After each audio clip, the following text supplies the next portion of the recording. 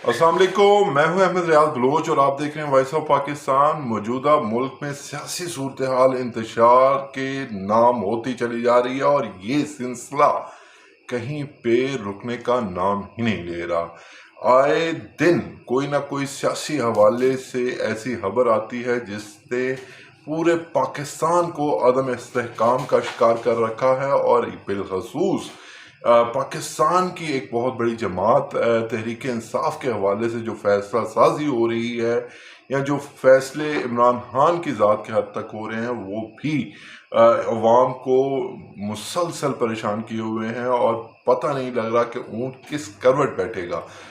परसों के एक प्रोग्राम में शाहजेब खानजादा के प्रोग्राम में जो नईम अहमद पंजोता हैं इमरान खान के वकील, जब उन्होंने अटक जेल में इमरान खान साहब से मुलाकात की तो उसके बाद शाहजेब खानजादा ने उन्हें अपने शो में लिया। उन्होंने क्या बातें की वो भी आपको सुनाएंगे और फिर शाहजेब खानजादा ने भी, जो कि ऑब्वियसली मेरे मेंटोर हैं और यकीनन किसी तारफ के मुहताज नहीं, उन्होंने किस तरीके से क्रॉस क्वेश्चनिंग की राना सनाउल्लाह जो कि वफाकी वजीर दाखिला हैं, और फिर उन्होंने जब ये पॉइंट उठाया कि पाकिस्तान कहाँ रहेगा, अवाम की राय कहाँ रहेगी, तो उस पर उनका क्या कहना था, ये सारी बातें आपको सुनवाएंगे।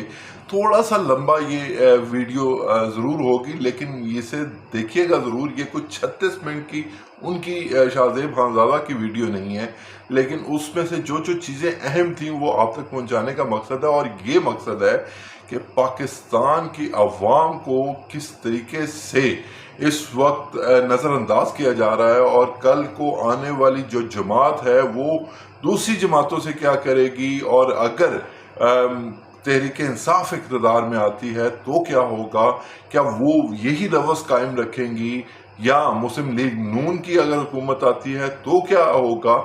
ये सारे मामला का जवाब आपको इस अगली आने वाले पार्ट में ज़रूर मिलेगा। लेकिन बात यह है कि ये ज़रूर देखिएगा और ये सोचिएगा कि जैसे मैंने आपको एक वीलॉग में अर्ज़ की थी कि पाकिस्तान के जो अवाम है अब उसने सड़कों पर निकलने का फैसला तर्क कर दिया है, छोड़ दिया है इस मामले को, क्योंकि वो चाहते हैं कि इलेक्शन हो और इलेक्शन में वो अपना हक राय दही इस्तेमाल करें। और क्या अब उनका हक राय दही वाकई ही हक राय दही की तरह ही इस्तेमाल होगा, ये सारे मामला जो है बहुत अहम है अपनी जगह। ये जरा वीडियो मुलाहिजा कीजिए, उसके बाद बात का इख्तिताम करते हैं। बंदे को रब्ता किया, उन्होंने कहा कि आप सुबह आ जाएं। तो आज जिस तरह से मुलाकात हुई, उन्होंने बताया कभी भी एक लम्हे के लिए खान साहब ने मुलाकात के दौरान ये नहीं कहा कि आप मुझे इस तरह से जो है वो तकलीफ, उसके ऊपर आप कोई एप्लीकेशन दें, आप कोई मेरी जो तकलीफ के हवाले से कहीं पे हाई कोर्ट में दरखास्त दें, बल्कि उन्होंने कहा कि मैं इन्फॉर्मेशन के लिए बता रहा हूँ। और वो भी तब बताई जब मैंने सवाल किया, मैंने पूछा कि आप कैसे हालत में, आप क्या खाना खा रहे हैं। उन्होंने खाने के हवाले से भी मुझे नहीं कहा कि छोड़ें जो भी है। मैंने कहा आप बताएं, उन्होंने कहा दाल देते हैं, ठीक है जो भी है। लेकिन उन्होंने कहा कि वहाँ पर कीड़े होते हैं रात को और दिन में, मक्खियाँ बाकायदा तौर पर, वहाँ पे कोई ऐसा जो मीठा है वो फेंका हुआ है या क्या चीज़ है जिसकी वजह से मुझे वहाँ पर वो सोने में भी प्रॉब्लम है। रात को जो बारिश आई, बारिश का पानी जो है उसके अंदर वो छोटा सा जो बना हुआ है केबल, जिस कमरे में हम बैठे हुए थे वो डिप्टी सुपरिटेंडेंट का कमरा था। उस कमरे के हाफ पोर्शन का वो बता रहे थे कि वो कमरा है जिसके अंदर मुझे रखा गया है। और मुझे जो है वो वॉशरूम जो वहाँ पर है वो बिल्कुल ओपन है, उसका ना शावर ठीक है, ना मुझे नमाज पढ़ने के लिए जहाँ नमाज बिछाने का इतना टाइम वो स्पेस मिलती है। इतनी तंग जगह है जहाँ पर मुझे वो रख के जानबूझ के अज़ियत दे रहे हैं। सिर्फ एक उनका मैसेज था उसके ऊपर कि अगर ये चाह रहे हैं कि मैं झुक जाऊं तो आज़ादी की जंग में लड़ रहा हूं और इसके लिए मुझे सारी ज़िंदगी भी जेल में रखें, मुझे कबूल है। राना साहब, उनके वकील भी तफसीलात बता रहे हैं, उन्हें सी क्लास में रखा गया है। एक तो उन्हें अडियाला जेल नहीं रखा गया, अडियाला जेल में बेहतर सहूलियात हैं, अटक में रखा गया, मगर अटक जेल में भी बी क्लास मौजूद है, मगर उन्हें सी क्लास में रखा गया है। बदले ले रहे हैं आप अपने वैसे, मगर खाना अगर वो घर से मंगवाना चाहते हैं उन्हें अदालत से इजाज़त लेनी चाहिए। वो कैदी तो पंजाब के हैं, मगर जो फैसला है वो इस्लामाबाद की जुरिस्डिक्शन से आया है, तो ये आपके फैसला है आपका कि आप कर सकते हैं कुछ चीज़ें, आप ही ने अटक में रखवाया है, वरना आप अडियाला जेल में भी रखने का पंजाब हुकूमत से कह सकते थे। नहीं, देखें उसमें ये है कि जो सिक्योरिटी अरेंजमेंट्स या रिक्वायरमेंट्स जो हैं तो उसके पेश नज़र जो है वो फ़ैसला किया जाता है। सर मगर एक और मसला ये है कि जैसे आज उनके वकील ने बताया कि बहुत ज़्यादा कीड़े आ रहे हैं जेल में, जो कि ऐसा लगता है जैसे कुछ मीठा फेंका हुआ है ताकि कीड़े आएँ। अब ये वो बात है जो आपने कही थी, आपके साथ बड़ी ज़्यादती हुई थी, एक तो हेरोइन का मुकदमा बना जिसकी सज़ा मौत है, मगर साथ में आपने बताया था कि चीनी फेंकी जाती थी जिसकी वजह से कीड़े आते थे और आपको रात को सोते हुए भी अपने कान में कॉटन डालनी पड़ती थी। फिर उनके वकील ने बताया कि चक्की में रखा हुआ है बहुत छोटे से एरिया में, तो ये शायद नवाजी साहब बताते थे, वो भी साबिक वज़ीर आज़म हैं, कि उनको मौत के कैदियों की चक्की में रखा हुआ था।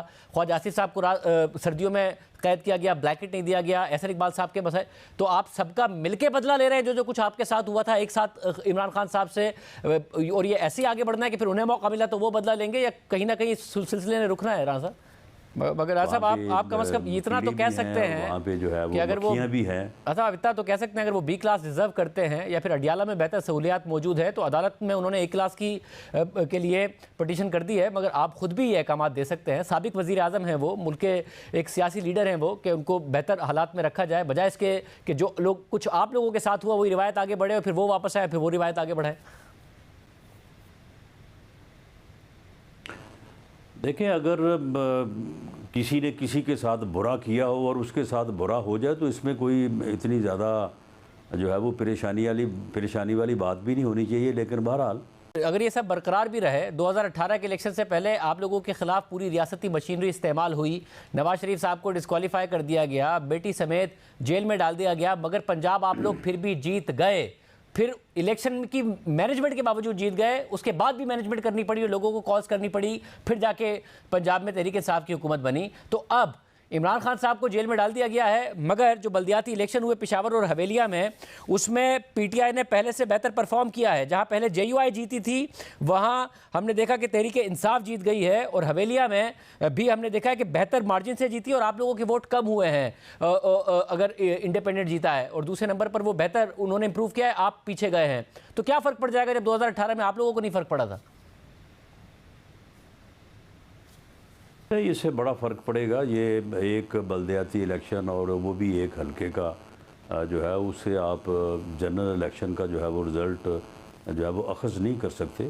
और मैंने जो बात कही थी उसके ऊपर बड़ी उस वक्त लेदे हुई, मेरे पास इंफॉर्मेशन थी, ये बंदा जो कर रहा था, जिस तरफ ये आगे बढ़ रहा था, जिसके नतीजे में 9 मई आया, इन चीज़ों को देख के मैंने कहा था कि ये आदमी जिस किस्म की सियासत कर रहा है, या ये करेगा सियासत या हम करेंगे। कहा गया कि जी देखें आपने जो है वो कह दिया कि हम उसको ख़त्म कर देंगे। मैंने बात वो सियासी तौर पे की थी, मगर वो जेल में डालने से भी उनकी सियासत तो नहीं ख़त्म होगी ना। जिस इंतहा तक पहुँचा गया है, या ये सियासत करेगा या फिर जो है वो दूसरे सियासत करेंगे। इसने इस मुल्क की सियासत को उस नहज पे, उस पॉइंट ऑफ नो रिटर्न के ऊपर पहुंचा दिया है। अगर इसने सियासत करनी है तो फिर और किसी ने नहीं करनी। मगर जेल में जाके नवाज शरीफ और अगर औरों ने करनी है तो फिर इसने नहीं करनी। मगर जेल में जाके नवाज शरीफ की सियासत नहीं खत्म हुई, और आज अभी उनके वकील बता रहे थे जो उनसे मिले कि इमरान खान साहब ने कहा है कि जो भी फैसला होगा वो कोई इंडिविजुअल नहीं करेगा, कोर कमेटी करेगी और मैं उसे अप्रूव करूंगा तो ही बात आगे बढ़ेगी, वरना कोई फैसला नहीं होगा। वकला मेरे पास आएंगे, मुझे कमेटियों का फैसला बताएंगे, मैं अप्रूव करूंगा। तो सियासत तो इमरान खान की ही होगी, फैसले भी उन्हीं के होंगे, बेशक वो जेल में। अब अगर ये वो ठीक है, उसके जो इरादे हैं वो अपनी जगह पे हैं, लेकिन हमारे इरादे भी कम नहीं है। हम भी अपने कदमों के ऊपर पूरा डट के खड़े हैं। फिर ठीक है, फिर जो फैसला होगा वो फिर इलेक्शन में तो मंजूर, इलेक्शन में तो समझे इलेक्शन में तो कि वो इस किस्म की जो है वो मैसेजेस बाहर भेज के को वो हमें को खौफजदा कर लेगा, ये उसकी भूल है उसकी। मतलब इलेक्शन में तो जो आपके इरादे हैं या फिर जो इमरान खान के इरादे हैं, उससे ज़्यादा अहम यह है कि अवाम के क्या इरादे हैं। अगर अवाम के इरादे उनके साथ हैं तो फिर आपके इरादे इररेलेवेंट हैं इलेक्शन में। अवाम के इरादे उसके साथ नहीं होंगे। अवाम के इरादे इंशाअल्लाह ताला जो है वो उन लोगों के साथ होंगे जो इस मुल्क में अमन चाहते हैं, जो इस मुल्क में जो है वो और राजा साहब, अवाम को अपने इरादों और आपको अपने इरादों पर अमली जामा पहनाने का मौका मिलेगा, या 90 से 120 दिन आपने कर दिया? जब 30 दिन आइन से तजावुज़ हो गया तो फिर और भी ज़्यादा होता जाएगा, और आप लोग भी देख रहे होंगे, इमरान खान साहब भी देख रहे होंगे, और केयर टेकर सेटअप चले जा रहा होगा।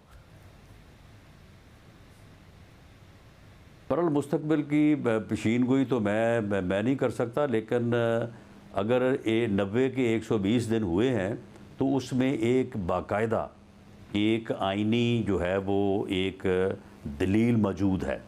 आइन में दर्ज है कि 2017 का जो सेंसस है उसके ऊपर दूसरी मरतबा इलेक्शन नहीं होंगे। ये वन टाइम डिस्पेंसेशन जो है वो दी गई थी और प्रोविजनली जो है वो 17 का सेंसस जो है वो मंजूर हुआ था। आइन ये कहता है कि अगर सेंसस जो है वो नोटिफाई हो जाए तो उसके बाद हल्का बंदी ज़रूरी है, तो उसकी बुनियाद के ऊपर हल्का बंदी जो है वो होने जा रही है। यही सेंसस जो है ये अपना इमरान खान न्याजी की गवर्नमेंट ने करवाना था तो ये करवा देता, पहले करवा देता। मगर हाँ साहब, मैं ये इस इलेक्शन से पहले ये होना था और ये हल्का बंदी होनी थी। तो ये आइनी रिक्वायरमेंट्स हैं, आइन के मुताबिक इनके ऊपर अमल करने की बात की जा रही है। ये कोई ऐसा तो नहीं है कि कोई बिला जवाब जो है वो 90 के 120 दिन कर दिए गए हैं। मौलाना साहब, पिछले प्रोग्राम में मैं आपसे कह रहा था कि ये आइनी रिक्वायरमेंट है और नई मरदमशुमारी का फैसला हुआ था, आप कह रहे थे पुरानी से ही हो सकता है। अब आप बिल्कुल वो बात कर रहे हैं जिसके ऊपर मैं सवालात कर रहा था पिछले प्रोग्राम में और आप जिससे नहीं हो रहे थे। मैं शाहजेब आज भी कहता हूँ कि अगर ये सेंसस मुत्तफ़िका तौर पे कौमी इत्तफ़ाक़ राय से नोटिफाई।